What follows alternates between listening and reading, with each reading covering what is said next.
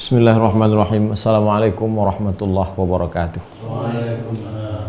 Alhamdulillah wassalatu wassalamu ala rasulillah wa ala alihi wa sahbihi wa man tabi'ahu wa mawalah. Jamaah dimanapun berada, kita lanjutkan kajian stasiun-stasiun menuju Allah subhanahu wa ta'ala pada stasiun yang ke-13 dan 14, khusyuk dan tawadhu. Kajian kita ini berdasarkan Quran dan Sunnah Rasulullah SAW. Khusyuk dari mana diambil? Dari surat Al-Mu'minun ayat 201. A'udzubillahi minasyaitonirrajim. Qad aflahal mu'minun. Sungguh beruntunglah orang yang beriman. Aflaha sudah beruntung. Qad kalau masuk ke dalam fi'il madhi, amat sangat sungguh telah beruntung. Orang yang beriman itu beruntung. Apa sifatnya? Alladzina hum fi salatihim khashi'un. Sudahlah beriman, salatnya khusyuk. Apa tanda orang beriman? Salat. Apa tanda beruntung? Salatnya khusyuk. Lalu apa pula dalil tawaduk dari sunnah Rasulullah SAW? Qala al-musannifu rahimahullah, Imam Abul Qasim Abdul Karim Ibnu Hawazin Al-Qushairi berkata, Akhbarana Abul Hasan Abdul Rahim ibn Ibrahim ibn Muhammad ibn Yahya al-Muzakki. Guru kami Abul Hasan Abdul Rahim bin Ibrahim bin Muhammad bin Yahya al-Muzakki meriwayatkan dari Abul Fadl Sufyan bin Muhammad al-Jauhari, dari Ali bin al-Husain, dari Yahya bin Hamad, dari Syu'bah, dari Aban bin Taghlib, dari Fadl al-Fuqaimi, dari Ibrahim an-Nakha'i, dari Alqamah bin Qais, dari sahabat Nabi yang mulia Abdullah bin Mas'ud radhiyallahu an, dari Nabi Muhammad sallallahu alaihi wasallam. Nabi bersabda, adapun nama-nama itu tuh namanya sanad. Dalam Islam ini tidak bisa hanya sebut langsung ke Nabi. Dari mana? Dari mana silsilah periwayatannya? Begitulah cek and recheck berita. Halusnya originalitas, otentisitas berita dalam Islam. Apa kata Nabi? La yadkhulul jannata man kana fi qalbihi mithqala dzarratin min kibrin. Tak masuk surga kalau ada dalam hati orang itu sebesar biji sawi sombong. Wala yadkhulun nara man kana man qalbuhu mithqala dzarratin min iman. Tak masuk neraka kalau ada orang dalam hatinya ada iman walaupun sebesar biji sawi. Sebesar biji sawi ada iman dalam hatimu, kau tak akan masuk neraka. Sebesar biji sawi ada sombong dalam hatimu, kau tak akan masuk surga. Mendengar itu sahabat bertanya, "Ya Rasulullah, ya, innar rajula, ada seseorang yuhibbu ayyakuna thawbuhu hasanan." Bagaimana kalau ada seseorang yang ingin bajunya bagus, bajunya cantik? Kata Nabi menjawab, innallaha ta'ala jamilun yuhibbul jamal. Allah itu maha indah dan dia suka kepada yang indah. Apa maknanya? Nabi tidak hanya mengajar tapi ada dialog. Allah tidak suka kalau kita sombong. Terlintas dalam hati sahabat, bagaimana kalau bajuku bagus? Bagaimana kalau sorbanku bagus? Bagaimana kalau rumahku bagus? Apakah itu sombong? Kata Nabi, innallaha ta'ala jamil. Allah itu maha indah. Dia suka kepada baju yang indah, dia suka pada sendal yang indah, dia suka pada pakaian yang indah. Lalu yang dimaksud dengan sombong itu, apakah orang yang pakai baju bagus? Bukan. Al-kibru man bataral haqq. Sombong itu adalah kalau dia menolak kebenaran. Walaupun bajunya jelek, walaupun rumahnya sederhana, walaupun sendalnya koyak, tapi kalau dia menolak kebenaran, maka dia sombong. Walaupun rumahnya bagus, walaupun bajunya cantik, tapi kalau dia mau menerima kebenaran, dia tidak sombong. Wa ghamtun nas, menyepelekan orang. Menolak kebenaran, menyepelekan orang, itulah orang yang sombong. Hadis riwayat Muslim dalam kitab Iman, bab tahrimul kibri wa bayan. Babu tahrimil kibri wa bayanihi. Bab mengharamkan sombong dan penjelasannya. Kata Imam Abul Qasim Abdul Karim Ibnu Hawazin meriwayatkan dari Ali bin Ahmad Al-Ahwazi, dari Ahmad bin Ubaid Al-Basri, dari Muhammad bin Fadl bin Jabir, dari Abu Ibrahim, dari Ali bin Mishar, dari Muslim Al-A'war, dari sahabat Nabi yang mulia Anas bin Malik radhiyallahu anhu, dari Nabi Muhammad sallallahu alaihi wasallam. Kana Rasulullah sallallahu alaihi wasallam ya'udul marid. Nabi itu menjenguk orang sakit.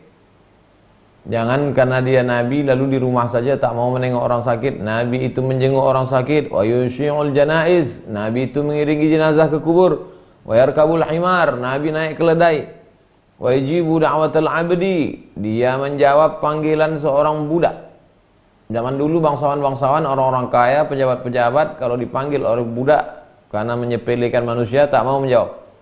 Wa kana yauma Quraidzah wan Nadir, pada saat perang Bani Quraidzah dan perang Bani Nadir, ala himarin, Nabi naik keledai, makhtumin bihablin min lifin, mulut keledai itu terikat, biasanya keledai diikat dengan tali, talinya terbuat dari lifin, kulit pelepah korma yang dianyam, yang dipintal, yang diikat. Alaihi ikafun, di atas keledai itu ada alas pelana. Biasanya kalau naik kuda ada pelananya.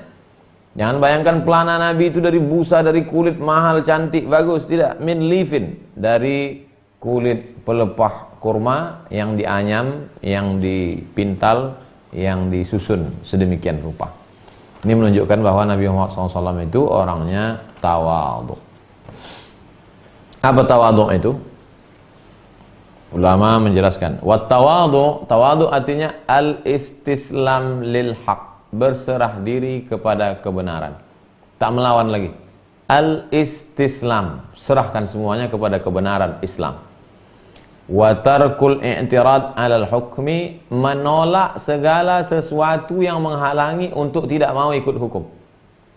Saya ini Pak Ustadz, sholatnya ikut Nabi Muhammad SAW, puasanya ikut Nabi Muhammad SAW, zakatnya ikut Nabi Muhammad SAW, tapi masalah bagi harta warisan itu nampaknya nggak relevan lagi.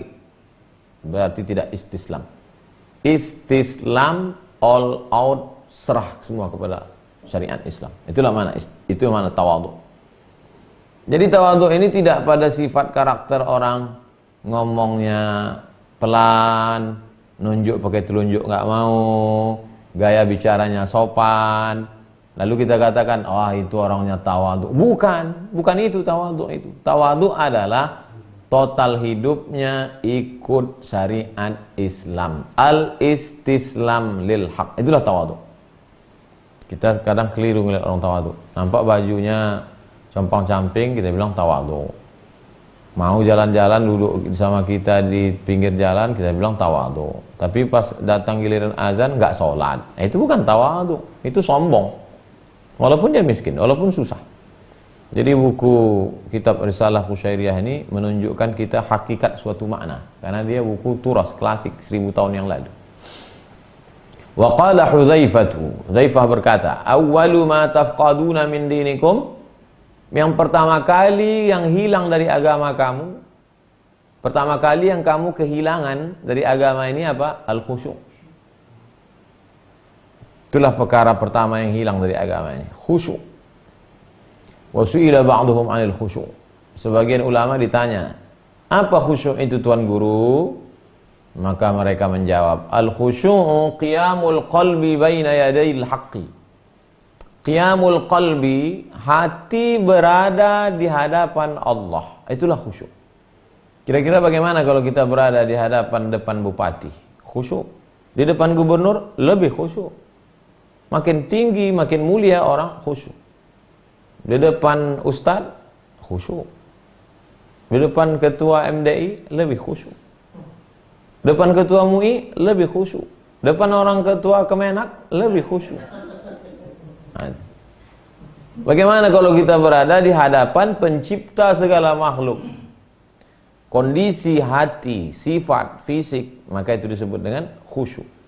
Qiyamul qalbi baina yadayil haqqi subhanahu bihammin majmu'in. Makna bihammin majmu'in, bihimmatin ma'azimatin. Dengan rasa kekaguman, respek, penghormatan yang sangat besar. Kalau pernah melihat orang, cobalah perhatikan foto orang depan presiden. Coba dulu lihat foto orang di depan pejabat-pejabat. Nampak dia ciut. Begitulah khusyuk kepada manusia. Bagaimana khusyuk kepada Rabbun Nas, Rabbul Ibad, kepada Allah Subhanahu wa taala. Sikap itu namanya khusyuk. Wa qala, ulama berkata, min alamatil khusyu'i, apa tanda-tanda orang khusyuk itu? Annahu idza ughdiba au khulifa au rudda alayya, kalau dia dibuat marah, kalau dia ditentang, kalau dia ditolak, an yastaqbila dzalika bil qabul. Dia tetap menerima dengan lapang hati. Itulah tanda khusyuk. Ughdiba, dipancing marahnya. Khulifa, dilawan kehendaknya. Rudda alaih, ditolak keinginannya. An yastaqbila dzalika bil qabul. Dia tetap menerima. Itulah khusyuk. Jadi kalau ada orang risau gelisah dengan takdir Allah, berarti tak khusyuk, melawan. Orang yang khusyuk itu mampu dia berkata, aku tidak melihat apa yang kuterima, yang kulihat adalah siapa yang memberikan ini. Barulah makna khusyuk. Wa qala ba'dhum, sebagian ulama lagi mendefinisikan khusyuk. Khusyukul qalbi, apa arti khusyukul qalbi? Qaidul uyuni anin nazari, mata yang terikat dari memandang. Kalau pernah melihat orang pandangannya tertunduk ke bawah sampai tak berani mendongak, itulah tanda sifat orang khusyuk. Sebagaimana mata tertunduk, hati tertunduk, pikiran tertunduk. Kalau sudah hati tertunduk, maka tertunduklah anggota tubuh yang lain. Khusyukul qalbi. Imam Muhammad bin Ali At-Tirmidzi berkata, al-khashi', orang yang khusyuk itu siapa? Man khumidat niranu syahwatih, padam api syahwatnya. Kalau kita lihat api yang menyala di atas daun yang kering, tiba-tiba disiram dengan air, padam, begitulah orang khusyuk itu. Dulu dia preman, pemabuk, cakapnya kasar, tangannya memukul orang, tapi setelah dia hijrah, tangan bertasbih, mulut berzikir, mata tunduk, sebentar-sebentar menangis. Itulah orang khusyuk. Wasakana dukhanu sadrihi, tenang gejolak yang ada di dadanya. Wa asyraqa nurut ta'zimi fi qalbihi, dan memancar cahaya keagungan dalam hatinya. Famatat syahwatuh, mati syahwatnya. Wa hayya qalbuh, hidup hatinya. Fa khasha'at jawarihu, khusyuk anggota tubuhnya. Kalau ada sifat itu, itulah dia orang yang khusyuk. Wa qala al-Hasan al-Basri, Imam al-Hasan al-Basri berkata, al-khusyuk, apa itu arti khusyuk? Al-khawfud da'imul lazimu lil qalbi. Takut yang terus-menerus non-stop, tak berhenti, ada di dalam hati. Itulah khusyuk. Loh, kok nampaknya kayaknya ada tumpang tindih Pak Ustadz? Kemarin khauf kan sudah kita kaji. Khauf itu yang ke-9. Kok sekarang diulang lagi, khauf lagi?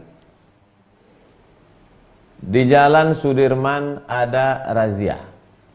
Lalu mendengar ada razia itu, pakai helm, cari STNK, BPKB, semua lengkap sampai pentil sepeda motor, takut kena razia, sampai penutup lubang anginnya, sampai semuanya udah, sampai tali-tali helmnya sudah.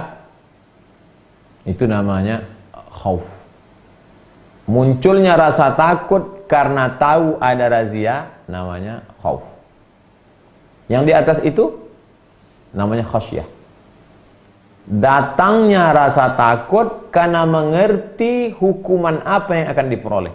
Kalau tidak ada SIM dendanya sekian, kalau tidak ada helm dendanya sekian, kalau tidak bawa surat ini dendanya sekian, kalau begini-gini akan sekian. Maka yang di atas itu adalah khasyah. Makanya ulama itu tidak disebut khauf, ulama itu disebut khasyah.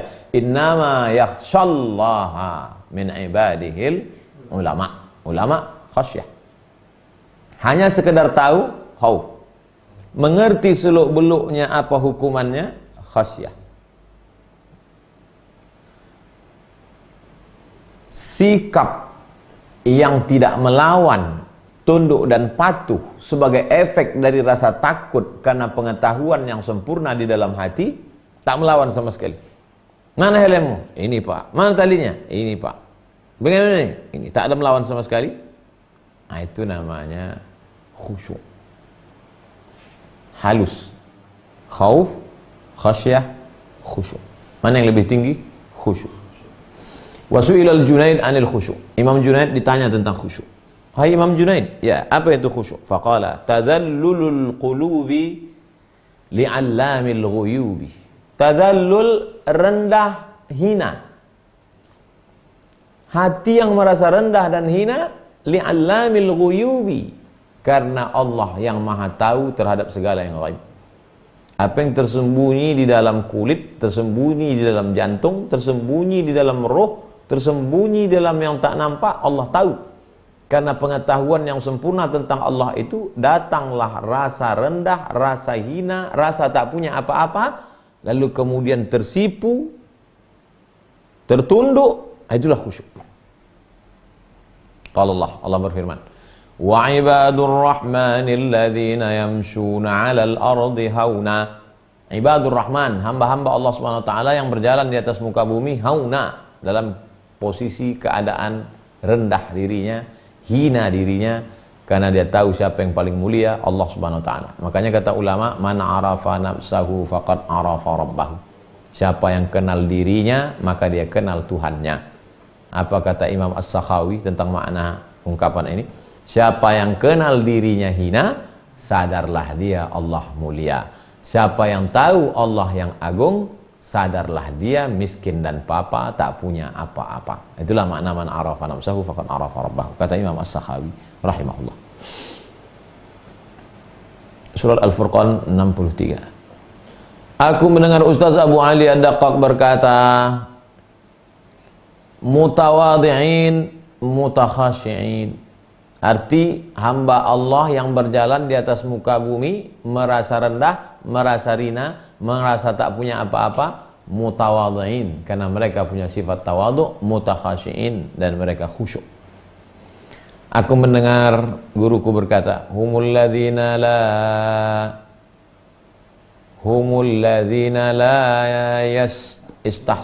yastahsinu la yastahsinuna shisa'ani 'alihim idza masyaw. Mereka yang tak lagi memperhatikan bagaimana sendal mereka ketika berjalan. Tak lagi perhatian dia mana sendal kanan, mana sendal kiri, saking hatinya hanya memikirkan Allah Subhanahu wa taala. La yastahsinuna shisa'ani 'alihim. Shisa' artinya perbedaan. Oh, ada kawan saya gitu Pak Ustaz, asal pakai sendal keluar dari masjid tak jelas lagi mana kanan mana kiri, saking sibuknya menjawab telepon dan SMS WhatsApp. Bukan karena itu, saking kan sibuknya memikirkan baik buruknya di hadapan Allah, sampai tak sempat memikirkan kanan dan kiri. Ada orang-orang begitu. Nah, itu orang khusyuk. Wattafaqu ala anna al-khusyu'a mahalluhu al-qalbu. Terlepas dari ikhtilaf ulama tentang mana khusyuk, ada yang mengatakan begini, ada yang mengatakan begini, tapi mereka semuanya sepakat bahwa khusyuk itu tempatnya adalah al-qalbu. Khusyuk itu letaknya di hati, bukan zahir, tapi batin. Nampak saya dia khusyuk Pak Ustaz, itu efeknya. Orang yang khusyuk hatinya, nampak efeknya pada zahirnya. Wara'a ba'duhum rajulan. Ada di antara ulama itu yang melihat seseorang munqabidhaz zahir, zahirnya tenang, adem ayem, teratur rapi, munkasiras syahid, matanya tertunduk, enggak jelalatan. Wa qad zawwa mankibaihi, dan dia pula zawwa mankibaihi, kedua bahunya tidak sombong angkuh begini, merunduk. Faqala lahu, ya fulan, wahai fulan, yang gayanya teduh, yang bahunya, matanya tunduk, yang bahunya turun. Al-khusyu'u hahuna, al-khusyu'u hahuna. Khusyuk tu di sini. Khusyuk tu bukan yang tadi gaya yang kau tunjukkan itu. Al-khusyu'u hahuna, khusyuk tu di sini. Wa asyara ila sadrihi, ditunjuknya dadanya. La hahuna, bukan di sini, bukan di bahu. La hahuna, wa asyara ila mankiwaihi. Jadi ada juga yang khusyuk menipu. Gaya khusyuk, tapi sebetulnya di dalam busuk, bukan khusyuk. Waruya, diriwayatkan anna Rasulullah SAW Nabi SAW melihat seorang laki-laki yang ya'bathu fi salatihi bilihyatin. Ada seseorang salat, lalu kemudian tangannya asik dah mengelus-ngelus jenggot. Faqala, Nabi berkata, law khasha'a qalbu hadhihi la khasha'at jawarihuhu. Kalaulah hatinya khusyuk, pastilah anggota tubuhnya ikut khusyuk. Seolah-olah ada kontradiktif antara riwayat di bawah dengan riwayat di atas. Yang di atas tadi zahirnya khusyuk, hatinya tak khusyuk. Yang di bawah ini zahirnya tak khusyuk, hati tak khusyuk. Hadis riwayat Al-Hakim dari Abu Hurairah. Al-Hakim dalam kitab Al-Mustadrak. Ada ulama yang berkata syaratul khusyuk, syarat khusyuk itu fi shalah. Apa syarat khusyuk? Ternyata ada khusyuk dalam salat, ada khusyuk di luar salat. Apa syarat khusyuk dalam salat? Allah ya'rifa man ala yaminihi wa man ala shimalihi. Sampai tak sadar dia siapa di kanan, siapa di kiri. Allahu akbar. Tak sadar siapa di kanan, tak sadar siapa di kiri. Nah, itulah khusyuk. Kadang kita ini salat bukan takut siapa yang di hadapan kita, tapi kita segan siapa yang di samping kita. Kita jaga tangan kita, kita jaga kaki kita takut ke dia, kita jaga bahu kita takut nyenggol dia, tapi tak kita jaga hati kita karena lalai kepada dia. Kita sholat lebih memikirkan yang di samping kita daripada yang di depan kita. Kenapa? Kebetulan sholat di samping pejabat, kebetulan sholat di samping jenderal, kebetulan sholat di samping orang kaya. Khusyuk, la ya'rifu man ala yaminihi wa man ala shimalihi. Qala Ustaz Al-Imam Abu Ali Ad-Daqqaq, ayuhtamalu ayyuqal, ada juga pendapat yang mengatakan khusyuk itu adalah itraqus sarirati bi syartil adabi. Bagaimana hati yang tunduk patuh bi syartil adabi, dengan mengikut syarat adab sopan santun, tata kerama, akhlakul karimah, bi masyhadil haqqi subhanahu wa ta'ala, kita ketika menyaksikan kebenaran Allah Subhanahu wa taala, tidak melihat Allah.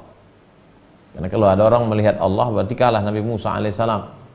Falamma tajalla rabbuhu lil jabali, ketika Allah melihatkan kuasanya di atas bukit Jabal Tursina, ja'alahu dakka, Nabi Musa pingsan, wa kharra Musa sa'iqa, pingsan. Jadi tidak melihat. Nabi Ibrahim pun tidak melihat. Oleh sebab itu maka apa maknanya? Hati yang tunduk dengan syarat adab sopan santun akhlakul karimah bimasyhadil haqqi, ketika melihat kuasa Allah Subhanahu wa taala. Wa yuqalu, ada pula pendapat ulama mengatakan, apa itu khusyuk? Zubulun yaridu 'alal qalbi inda ittila'ir rabbi. Zubulun, arti zubul zahaba nasyatuhu, hilang aktivitas, hilang segala kehendak. Yaridu 'alal qalbi, tiba-tiba ada merasa hilang sesuatu dari dalam hati, inda ittila'ir rabbi, ketika Allah menunjukkan kuasanya, maka hilanglah yang lain, yang nampak hanya kuasa Allah Subhanahu wa taala. Pada kondisi itu disebut dia dengan khusyuk. Wa yuqalu, ada pula yang mengatakan khusyuk itu apa? Zaubanul qalbi, larutnya air garam masukkan ke dalam air panas, diaduk, larut dia, begitulah larutnya hati manusia. Wan khinasuhu, bersembunyi, larut, hilang, inda sultanil haqiqati, saking kuatnya kuasa Allah Subhanahu wa taala sampai hilang dirinya, yang ada hanya Allah Subhanahu wa taala. Wa yuqalu, ada pula ulama mengatakan, apa arti khusyuk? Muqaddimatu ghalabatil haibah. Khusyuk itu baru pintu masuknya menuju ghalabatil haibah. Ketika haibah, keagungan kemuliaan Allah Subhanahu wa taala mulai menguasai hati, pintu awal masuknya itu disebut dengan khusyuk. Wa yuqalu, ada pula ulama yang mengatakan al khusyuk, apa khusyuk itu? Qas'ariratun taridu 'alal qalbi baghtah. Qas'arirah, sikap mengagungkan, merinding. Qas'ari, iqsa'arra bihil julud, iqsa'arra, tegak bulu roma saya Pak Ustaz, ada perasaan.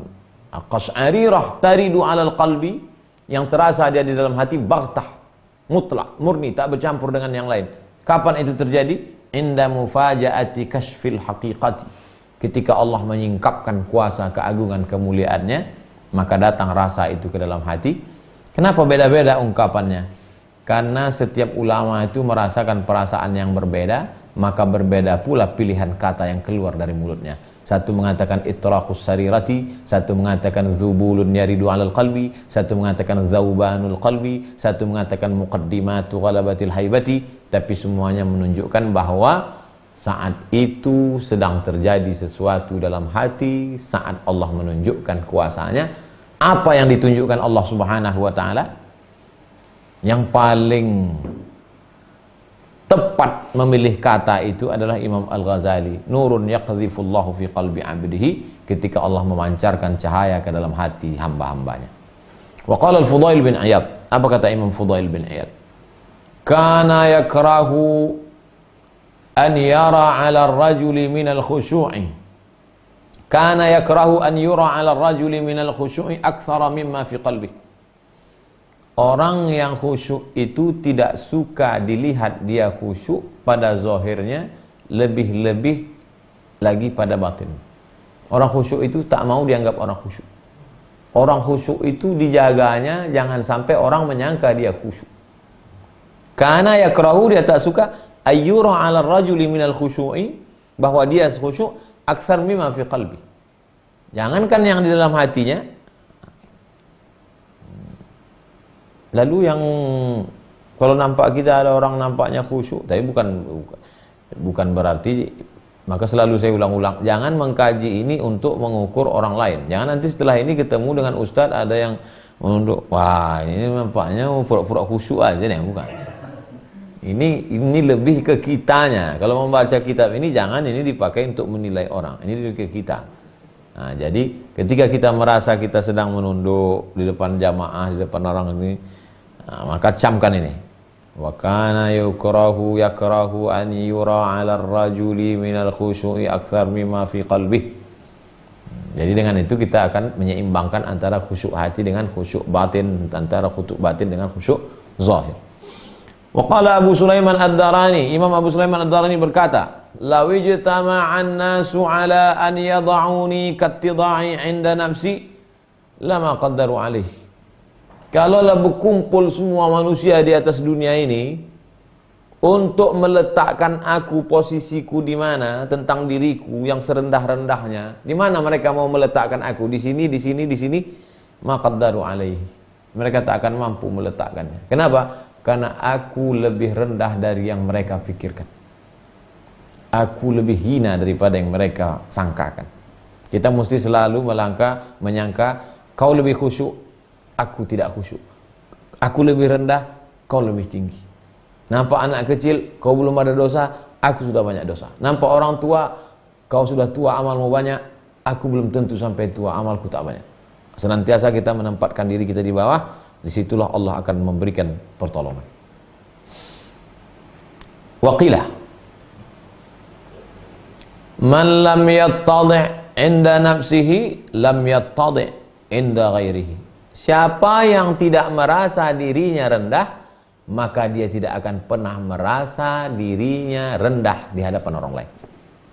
Man lam yattadi' inda nafsihi, siapa yang tak pernah merasa dirinya rendah, maka dia tidak akan pernah merendah pada orang lain. Oleh sebab itu rendahkan diri, hinakan diri, miskin, papa, susah, melarat, tak punya apa-apa, barulah kita bisa merendah di hadapan orang lain. Maka Umar bin Abdul Aziz la yasjudu illa 'ala turab. Khalifah Umar bin Abdul Aziz, kekuasaannya dari Yaman, Saudi Arabia, Suriah, Lebanon, Palestina, Mesir, Yordania tadi di Syam, Libya, Tunisia, Aljazair, Maroko, 11 negara. La yasjudu illa 'ala turabin, tak pernah sujud ke atas karpet, tak pernah sujud ke atas kain.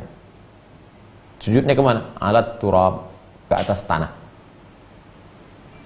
Dia kalau sholat sujudnya ke atas tanah. Jadi mulai besok ambillah kertas, letakkan tanah di atas, sujud. Orang-orang Mesir tuh, kita kalau sujud, kalau sholat selalu mementingkan alasnya. Orang makanya kening orang tuh banyak tebal-tebal, kapalan, karena dia sujud di atas. Apalagi orang Sudan. Saya tengok sholat bawah pokok kayu, sholat. Tak terlalu dipentingkan. Yang penting suci, bersih, tak ada kotoran, tak ada najis, sholat. La yasjudu illa 'ala turab. Kenapa? Karena dengan sujud di atas tanah itulah baru kita merasakan kehinaan, kerendahan, tak ada apa-apa. Kadang sujud di atas sajadah harganya pula 15 juta. Sementara fakir miskin udah tak makan 3 hari. Gimana mau datang tawaduk khusyuk kita? Akhbarana Ali bin Ahmad Al-Ahwazi. Imam Ali bin Ahmad Al-Ahwazi meriwayatkan dari gurunya Ahmad bin Ali Al-Basri, dari gurunya Ibrahim bin Abdullah, dari gurunya Abdul Hasan Ali bin Yazid Al-Faraid, dari gurunya Muhammad bin Katsir, dari gurunya Al-Masisi, Muhammad bin Katsir Al-Masisi, dari gurunya Harun bin Hayyan, dari Husayf, dari Sa'id bin Jubair, dari Abdullah bin Abbas radhiyallahu anhuma. Rasulullah bersabda, la yadkhulul jannah, tak masuk surga, man kana fi qalbihi mithqala habbatin min khardalin min kibrin, tak masuk surga kalau ada dalam hati itu sombong sebesar biji sawi. Hadis riwayat Muslim, kitab Iman bab Tahrimul Kibr. Imam Mujahid berkata, Mujahid ini murid dari Abdullah bin Abbas.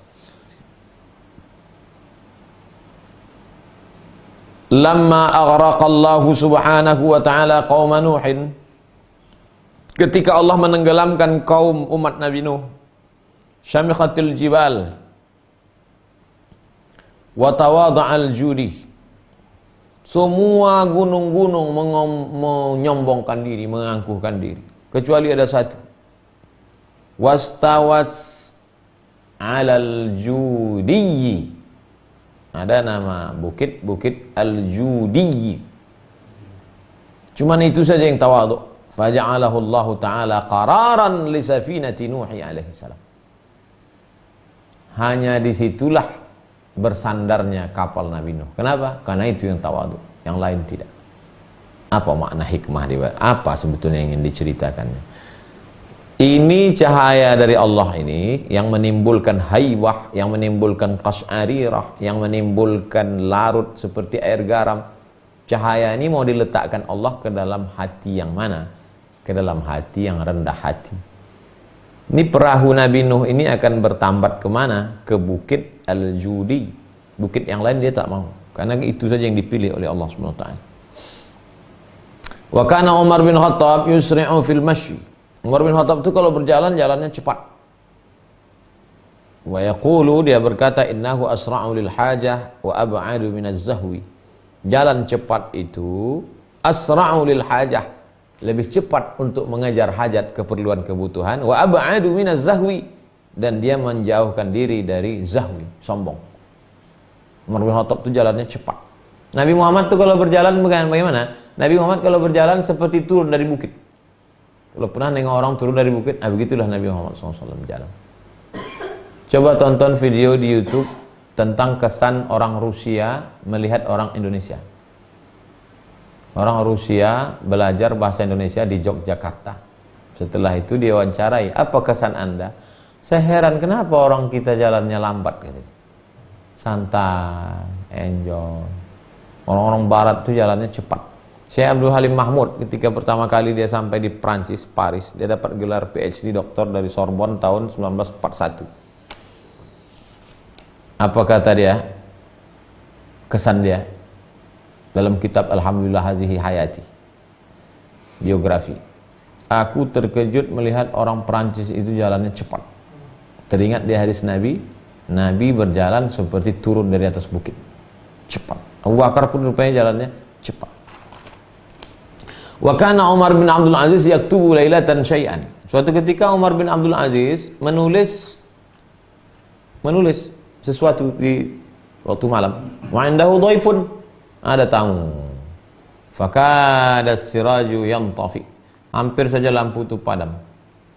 Dia menulis, lampu hampir padam. Faqala dhaif, tamunya berkata, aqumu ilal misbahi fa uslihuhu. Lalu tamunya itu pergi ke dekat lampu, mau memperbaiki lampu itu. Faqala, apa kata Umar bin Abdul Aziz? Laisa minal karami istikhdamud dhaif. Bukanlah termasuk sifat karam dermawan menjadikan tamu sebagai pembantu. Tamu, jangan. Lampu itu jangan kau perbaiki. Fa unabbih al-ghulam. Lalu kemudian tamunya memanggil pembantu. Pembantu, ini aku mau betulkan lampu. Tuan Khalifah tak mau, coba kau betulkan lampu. Kata Umar bin Abdul Aziz, la, hiya awwalu naumatin namaha. Pembantuku tadi baru saja tidur, tak boleh. Faqama ilal battah. Umar bin Abdul Aziz, Khalifah yang memimpin 10 negara itu, datang ke tempat lampu, tempat minyak lampu. Wa ja'ala duhna fil misbah. Diambilnya minyak, dituangkannya ke lampu pakai minyak di bawah. Faqala ad-dhaif, qumta bi nafsika ya Amirul Mukminin? Kau sendiri yang melakukan ini, mengisi minyak lampu ini, wahai Amirul Mukminin. Faqala lahu Umar bin Abdul Aziz berkata, zahabtu wa ana Umar wa raja'tu wa ana Umar. Aku tadi pergi mengambil itu, namaku tetap Umar, dan ketika kembali pun aku tetap Umar. Begitulah rendah hatinya Umar bin Abdul Aziz. Masyarakat egaliter, bukan masyarakat yang otoriter, bukan masyarakat yang angkuh dan sombong, tapi yang tawadhu dan rendah hati. Umar bin Abdul Aziz. Ini mesti disampaikan kepada anak-anak sekolah, sarjana-sarjana, pemuda-pemuda kita, supaya dia jadi pemimpin nanti, tidak main tunjuk kiri, tunjuk kanan. Warawa Abu Sa'id Al-Khudri, Abu Sa'id Al-Khudri meriwayatkan Rasulullah SAW kana ya'liful ba'ir. Nabi mengambil makanan unta. Nabi SAW punya tunggangan, ada unta, ada kuda, ada keledai. Makanan unta itu dia sendiri yang ambil. Wa yaqummul bait. Nabi sendiri yang yaknusu, menyapu rumah. Nabi SAW menyapu rumah. Wa yakhsufun na'lah. Nabi sendiri yang yujayyid, memperbaiki sendal. Kalau selopnya rusak, putus talinya, dia sendiri yang perbaiki. Wa yuraqqi'u thawb. Nabi menjahit bajunya. Kalau koyak bajunya, kainnya, dia sendiri menjahit. Wa yahlubus syah. Nabi sendiri memeras susu kambing. Diambilnya bejana, peras susu kambing. Wa ya'kulu ma'al khadim. Nabi makan bersama pembantunya. Wa yuthinu ma'ahu idza a'ya. Nabi SAW ikut menggilingkan gandum kalau pembantunya itu capek. Pembantu, aku capek, kata pembantu. Dia ikut menggilingkan. Wa kana la yamna'uhul haya an yahmil bidha'atahu minas suq ila ahli. Nabi tak pernah merasa malu membawa barang-barang dari pasar ke rumah. Dia sendiri menenteng. Wa kana yusafihul ghaniyya wal faqira. Nabi bersalaman dengan tamu-tamunya, baik yang kaya maupun yang miskin, yang rakyat jelata, yang orang kaya, yang penguasa, yang manusia biasa. Wa yusallimu mubtadi'an, dan kalau salaman dia yang duluan mengulurkan tangannya. Wa la yahtaqiru ma du'a ilaih, dan dia tidak merasa hina rendah kalau dia diajak, diundang, dijemput. Walau ila khasyafit tamri, walaupun datang untuk makan kurma yang jenis kualitas paling murah, paling kering, paling jelek. Ya Rasulullah nanti datang ke rumah kami ya. Ya. Dia tak nanya, nanti makanannya apa? Enggak. Disuguhkan makanan kurma paling murah.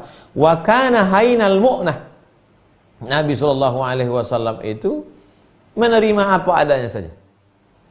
Ada itu, terimanya. Tak banyak minta itu, tak banyak minta ini. Layyinal khuluqi, lembut akhlak budi pekertinya. Karimat tabi'ati, dermawan, baik. Jamilal mu'asyarati, hubungannya mesra, baik kepada orang. Talqal wajhi, wajahnya lepas. Talq, lepas. Ada orang ini wajahnya terikat, bekerut, bekedut. Bassaman, selalu tersenyum, min ghairi dhahikin, tanpa tertawa lebih, senyum, senang melihatnya. Mahzunan, dan tidak pula terlampau ceria, ada rasa sedih. Min ghairi abusah, tapi tak bermasam muka, sedang aja, pertengahan. Mutawadi'an min ghairi mudhillah, orangnya rendah hati tapi tidak hina. Jawadan min ghairi saraf, orangnya dermawan tapi tak berlebihan. Rendah hati tapi tak hina. Dermawan tapi tak berlebihan. Raqiqal qalbi, hatinya lembut. Rahiman bikulli muslimin, dan dia penyayang kepada setiap muslim. Lam yatajashsha qattu min syab'in, tak bersendawa kalau dia kenyang. Tak bersendawa. Walam yamudda yadahu ila tam'in, dan tidak mengulurkan makanannya ke makanan itu dengan sifat tamak, rakus, mau disantapnya semua. Kan ada orang ambil. Kalau ambil aja. Makanya kata Nabi, kul mimma yalik, makanlah apa yang dekat darimu. Nah, ini enggak semua mau diambil. Wow. Sami'tu Syekh Abu Abdurrahman As-Sulami. Aku mendengar Syekh Abu Abdurrahman As-Sulami berkata, dia mendengar Abdullah bin Muhammad Ar-Razi berkata dari Muhammad bin Nasr As-Sa'igh, dari Mardawih As-Sa'igh, dari Fudail bin Iyad. Apa kata Imam Fudail bin Iyad? Qurra'ur Rahman ashabu khusyu' wa tawadu. Para qari-qari, pembaca Al-Quran, pembaca hadis, pembaca kitab, tapi karena Allah Subhanahu wa taala, itulah orang-orang yang hatinya khusyuk dan tawadu. Wa qurra'ul qudat, qari-qari, ulama-ulama yang dekat kepada penguasa, ashabu ujubin wa takabbur. Itulah orang-orang yang punya sifat ujub dan takabbur. Jadi 1000 tahun yang lalu sudah terbagi dua qari dan ustaz-ustaz ini. Qurra'ur Rahman dengan qurra'ul qudat. Imam Fudail bin Iyad berkata, man ra'a li nafsihi qimatan falaysa lahu fit tawadhu'i nasib. Siapa yang melihat pada dirinya ada kedudukan, maka tidak ada tawadhu dalam dirinya walaupun sebesar ujung kuku. Siapa yang melihat dirinya ada kedudukan, maka tak ada tawadhu dalam dirinya walaupun sebesar ujung rambut. Jangan pernah melihat diri ada kedudukan. Saya, akulah. Oh, jangan sampai. Anggap diri ini tak ada kedudukan. Saya memang tidak ada kedudukan, Pak Ustaz. Kenapa? Dari tadi berdiri tak dapat tempat duduk. Dari kenaikan sampai keturunan tak dapat kedudukan, Pak Ustaz. Bukan itu maksudnya. Maksud kedudukan ini, kita ini bukan siapa-siapa, dan kita ini bukan apa-apa. Lam yakun syai'an madhkura, bukan apa-apa dan bukan siapa-siapa. Itu maksudnya. Jangan pernah merasa. Lepaskan diri dari segala, apapun jabatan, apapun kekuasaan, lepas. Wasu'il al-Fudail 'anil tawadhu. Imam Fudail bin Iyad ditanya tentang tawadhu. Imam Fudail, apa tawadhu itu? Dia menjawab, takhda'u lil haqq. Engkau rendahkan dirimu kepada Allah Subhanahu wa taala. Wa tanqadu lahu. Engkau patuh dan tunduk, mengikut tanpa melawan. Wa taqbaluhu, dan engkau terima saja apa adanya. Mimman qalahu, siapa yang mengucapkannya. Siapapun yang mengucapkannya, asal itu kebenaran, kau tunduk, kau patuh, kau ikut tanpa kau lawan. Sami'na wa ata'na. Nah, itulah dia tawadhu. Sebetulnya yang dicakapnya itu tadi benar tuh Pak. Terus kenapa kau terima? Ya dia nggak selesai kuliahnya itu dulu. Oh. Mimman qalahu, siapapun yang mengucapkannya, kalau itu kebenaran, terima, patuh, tunduk, ikut. Faqala al-Fudail, Imam Fudail berkata, awhallahu subhanahu wa ta'ala ilal jibal. Allah mengirimkan ilham kepada gunung-gunung. Anni mutakallimun ala wahidin minkum nabiyan. Aku mau bicara kepada salah seorang nabi nanti, kata Allah Ta'ala. Fatatawalatil jibal, berlomba-lomba bukit itu menaikkan dirinya tinggi. Aku bukit lebih tinggi, aku bukit lebih tinggi, aku lebih tinggi. Wa tawadha'a Tursina, bukit Tursina merendahkan dirinya. Fakallamallahu subhanahu wa ta'ala alaihi Musa, maka Allah mengajak bicara kepada Nabi Musa di bukit Tursina. Litawadhu'ihi, karena tawadhu'nya. Kalau cerita lebih tinggi lagi epres. Tapi tidak itu yang dipilih Allah Ta'ala. Kenapa? Karena yang dipilih adalah tawadhu, kerendahan hati. Bukit pun benda mati, kalau dia rendah hati, dipilih Allah. Kita manusia yang berakal, apalagi. Sami'tu Muhammad bin Husain, aku mendengar guruku Muhammad bin Husain berkata dari gurunya Ahmad bin Ali bin Ja'far, dari gurunya Ibrahim bin Fatik, dari Imam Junaid ditanya tentang tawadhu. Wahai Imam Junaid, apa tawadhu itu wahai Imam Junaid? Imam Junaid menjawab, tawadhu itu adalah khafdul jinahi lil khalqi, merendahkan sayap burung ketika dia terbang ke atas, ketika dia mau turun ke bawah, rendah sayap. Rendah sayap adalah ungkapan. Rendah sayap artinya rendahkan dirimu. Wakhfid janahaka minadz-dzulli, wakhfid janahaka minar rahmah. Rendahkan dirimu karena kasih sayang, karena kehinaan, karena kerendahan. Walainul janibi lahum, khafdul janahi lil khalqi, walainul janibi lahum. Lain, lembut.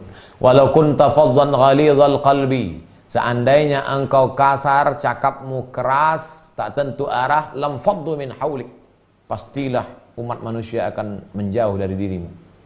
Fa'fu anhum, maafkan silap salah mereka. Wastaghfir lahum, setelah kau mintakan maaf, setelah kau maafkan mereka, mintakan ampunan Allah untuk mereka. Wasyawirhum fil amri, barulah kau bisa bermusyawarah dengan mereka.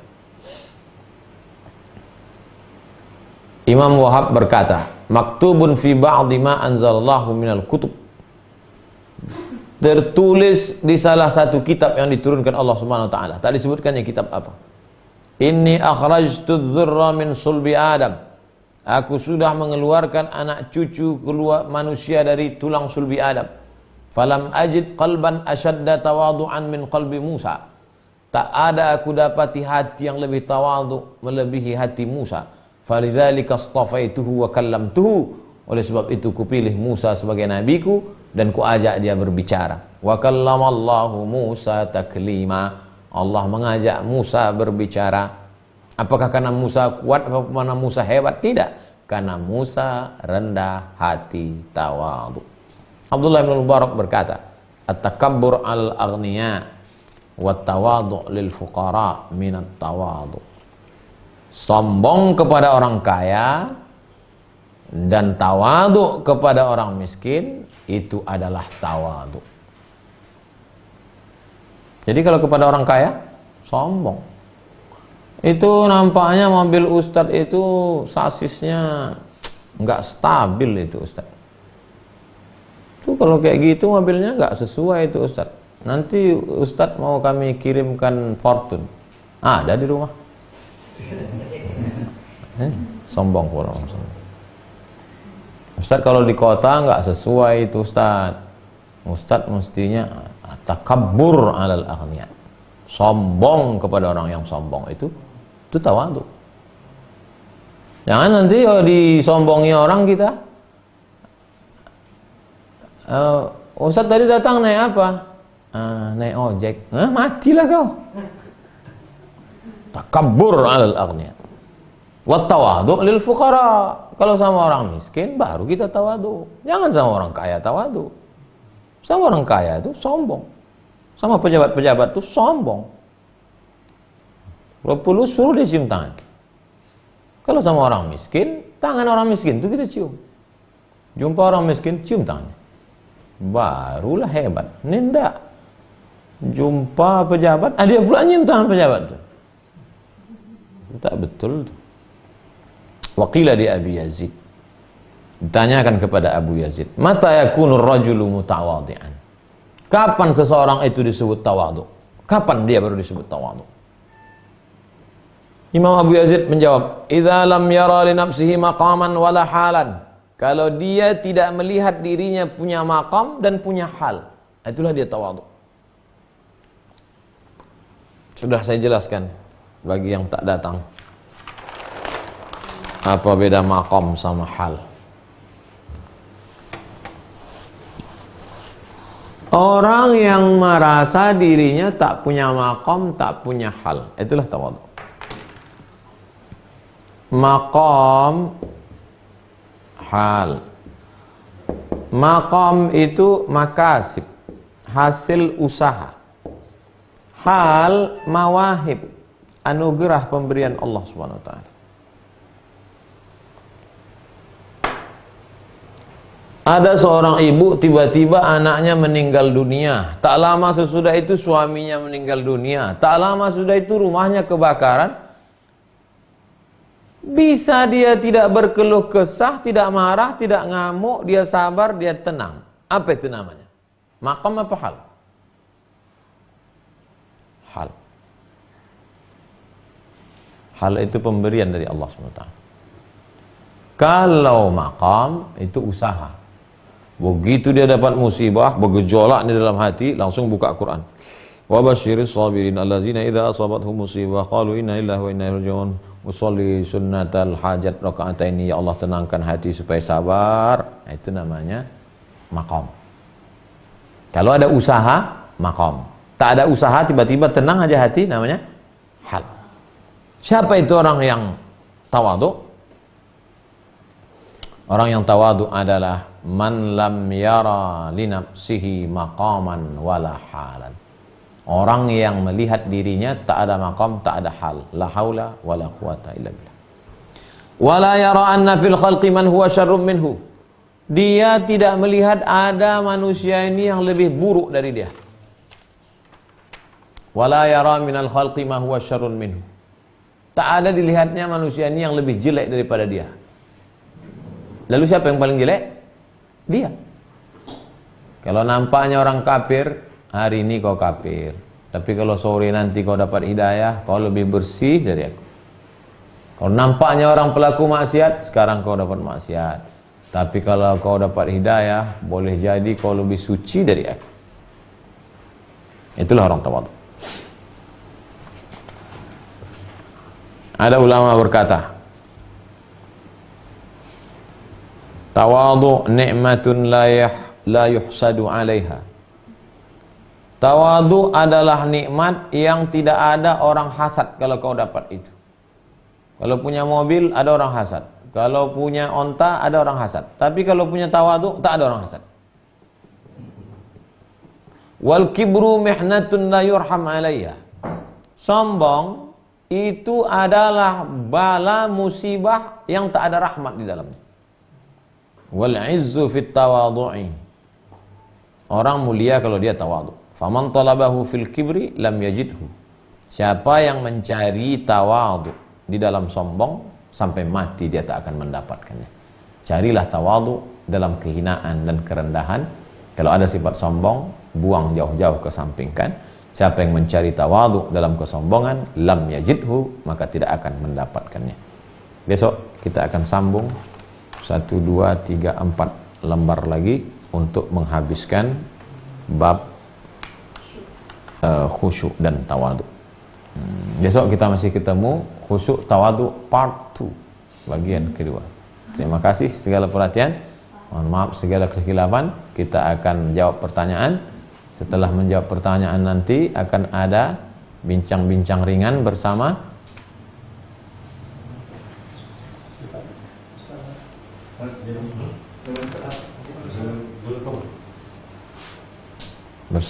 jamaah dari Malaysia. Baik, kita jawab ini dulu dari Bapak Muhammad. Assalamualaikum Ustaz. Waalaikumsalam warahmatullahi wabarakatuh. Kalau kita tidur jam 8 malam, kemudian jam 10, 11 terbangun, apakah sudah bisa kita melaksanakan sholat tahajud?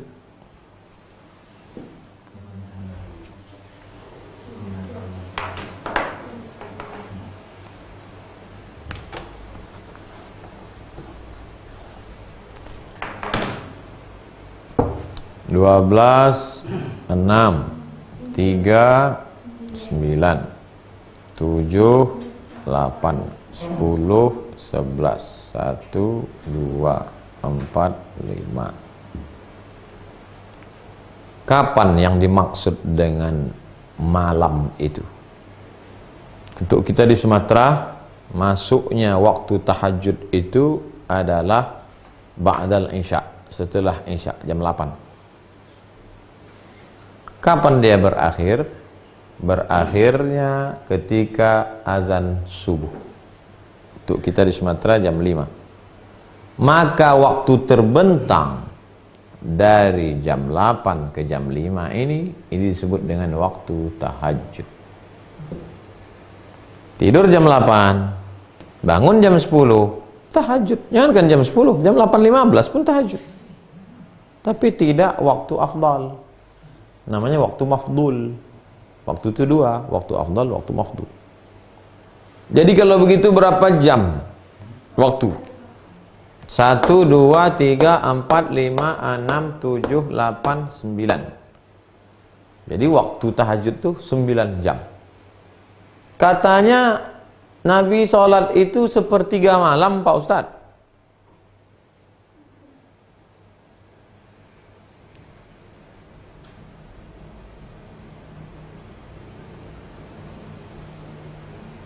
Nah, makanya sebagian ulama mengatakan, jam berapa sholat tahajud tuh Ustaz? Ya kira-kira jam-jam 2 lah, jam-jam 1, jam 2 lah. Karena perbedaan waktu timur barat di mana. Nah, tapi dibagi 3, sepertiga, sepertiga, sepertiga. Itulah waktu. Yang paling afdal adalah sepertiga malam. Jadi kesimpulannya bisa, boleh. 2. Boleh tidak andaikan saya membuat turnamen atau pertandingan kartu yang juara 1, 2, 3-nya mendapatkan hadiah.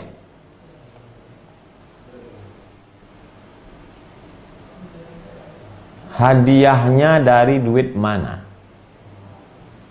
Pesertanya 10 orang. 1 orang dikenakan uang pendaftaran 1 juta.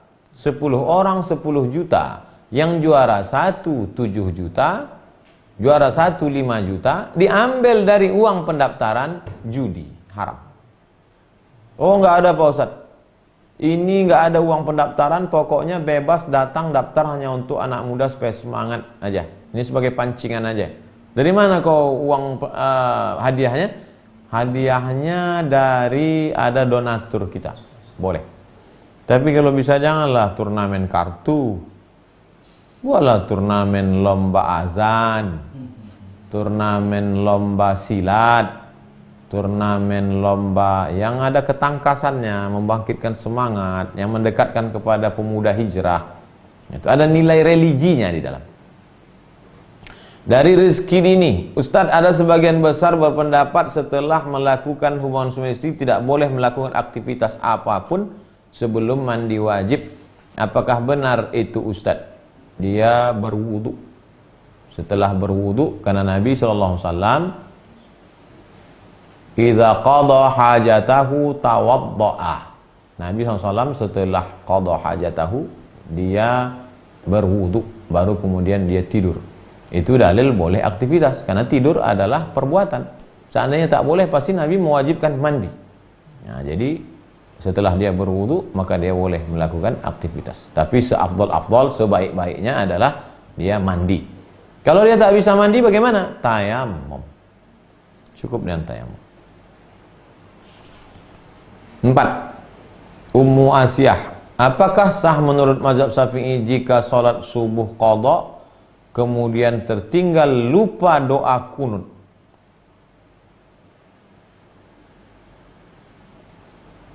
Tinggal sholat subuh, maka dia qadha. Sudahlah mengqadha sholat subuh, lupa pula doa kunut. Malaikat ini gemas sekali melihatnya. Udahlah sembahyang subuh tinggal, kunut pula lupa. Apanya bisa kau ini, kata malaikat. Maka cukup dia sujud sahwi. Kalau ingat kunutnya lupa sebelum salam, sujud sahwinya sebelum salam. Allahu Akbar, subhanaman la yanamu wa la yashu. Allahu Akbar. Sujud sekali lagi. Allahu Akbar, subhanaman la yanamu wa la yashu. Allahu Akbar. Baru salam. Assalamualaikum warahmatullahi. Kalau ingatnya setelah sujud, setelah salam itu sujud sahwi. Assalamualaikum warahmatullahi. Assalamualaikum warahmatullahi. Sujud sahwi. Allahu Akbar. Subhanaman la yanamu wa la yashu. Allahu Akbar. Allahu Akbar. Subhanaman la yanamu wa la yashu. Dah. Sekarang baru ingat Pak Ustadz. Udahlah itu udah lama dah. Terakhir, M. Siska. Ustadz, bapak saya sakit stroke ringan, tapi ingatannya tak normal lagi. Apakah saya masih punya kewajiban untuk membimbing sholatnya? Dia tidak wajib sholat karena tak cukup syarat. Syarat wajib sholat muslim, baligh, berakal. Bapak ini baligh. Baligh, umurnya sampai usia baligh, tapi akalnya tak ada, tak cukup.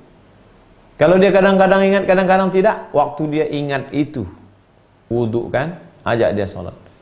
Dalam sholatnya itu dia lupa, batal sholatnya.